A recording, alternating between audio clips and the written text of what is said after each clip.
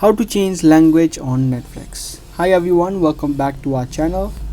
In today's guide video, I'm exactly going to show you the process of changing the language on your Netflix app.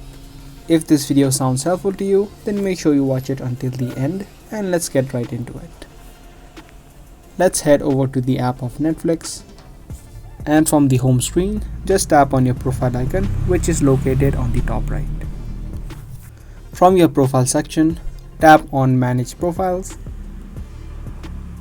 Now you cannot change the language on all of your profiles that you have. You need to change them individually.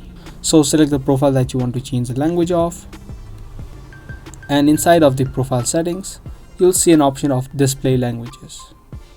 Once you tap on it, all of the languages that you can change to will be shown. Just tap on any of the language that you want to change to, and if you head back, it's going to give you a menu where you'll need to tap on Restart App to change the entire interface of Netflix to the language that you selected. Once you do, the app of Netflix will restart, and you can see the language now has been changed to the one that you selected. So that was the exact video. I hope this video was helpful to you. If it was, be sure to subscribe, share, and also give this video a thumbs up.